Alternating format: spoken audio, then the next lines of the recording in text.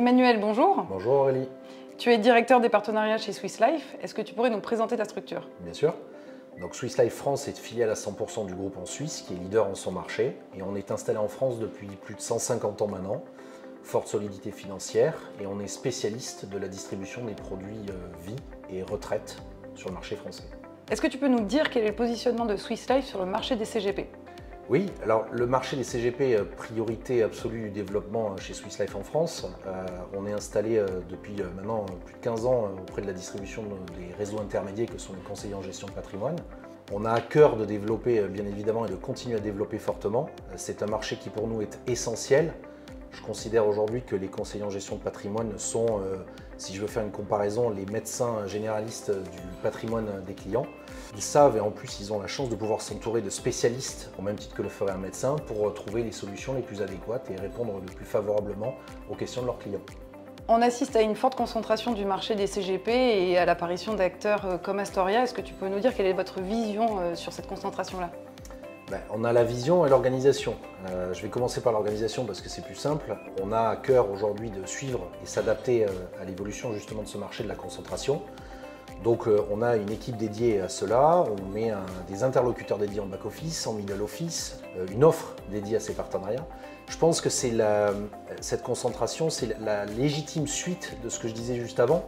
C'est un métier qui se développe. Je pense que les clients ont de plus en plus besoin de qualité de service et d'accompagnement patrimonial. Et le fait de se rassembler n'est que du bon sens pour la raison simple qu'ensemble, ils vont être meilleurs. Ils vont pouvoir accéder à des offres plus importantes, plus précises et donner encore une fois plus de services et plus de qualité de suivi à leurs clients. Donc c'est une bonne chose cette concentration. Ça n'empêche pas que ce marché-là de la distribution intermédiaire et des conseillers en gestion de patrimoine continue à se développer. Il n'y a jamais eu autant de nouveaux acteurs qu'aujourd'hui.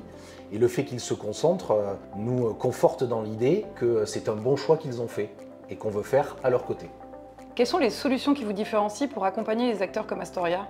Alors, je ne sais pas si on est différenciant. Je sais juste qu'on est à l'écoute de nos partenariats et que les partenariats comme Astoria demain, qui demandent de plus en plus d'adaptation de leurs partenaires, c'est peut-être comme ça qu'on veut s'inscrire. Il faut écouter comment Astoria va se développer, écouter quels sont leurs clients demain. Et pour essayer d'y répondre au mieux, on adapte notre offre, nos services, nos back-office, par des interlocuteurs dédiés, des comités trimestriels. On essaie également d'adapter notre offre pour être complètement raccord avec la qualité de service qui est attendue par les clients d'Astoria. Et le dernier point hyper important, c'est la digitalisation. On continue à développer parce qu'on a à cœur que la relation administrative soit un élément minime dans la relation du client qui doit être le point d'orgue de la relation.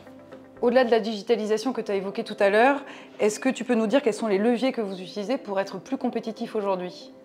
Pour être plus compétitif, il faut s'adapter. S'adapter, c'est quoi aussi? C'est d'avoir une palette d'offres la plus large possible. Dans les contrats, au sein des contrats, vous avez accès au private equity, aux produits structurés, aux ETF, aux titres vifs, à l'immobilier, aux OPCVM, aux fonds datés, etc., etc. Je pense que chaque rendez-vous avec chaque client que Astoria va aller rencontrer ont des histoires différentes, des patrimoines qui ont été faits et formés de façon différente. Donc il faut pouvoir répondre, à l'appétence de chacun au marché. Il faut répondre et s'adapter à leurs besoins et identifier quelles sont leurs envies d'investissement. Donc on a une offre la plus large possible pour pouvoir répondre majoritairement à tous les clients que vous allez rencontrer demain. On a également une offre luxembourgeoise qu'on développe parce qu'on a une clientèle de plus en plus premium qu'on vise. Swiss Life, on cherche une clientèle patrimoniale demain. Et pour s'adapter à ça, il faut également leur offrir une palette de services et d'offres qui répondent à leur façon d'être demain. Donc le Luxembourg peut répondre à des gens qui vont vouloir s'expatrier, bouger, voyager et qui ont besoin d'une offre complémentaire à celle de la France. On a également l'offre retraite qui fait partie du quotidien des Français aujourd'hui et des clients d'Astoria. Et le dernier point peut-être sur lequel, parce qu'on a déjà parlé de la digitalisation, mais je reviens dessus, qui est incontournable aujourd'hui dans la relation clientèle, peut-être tout simplement être à l'écoute de nos partenaires et de leurs clients. Et c'est ça qui va peut-être nous différencier. Merci Emmanuel. Merci à toi Aurélie. À bientôt.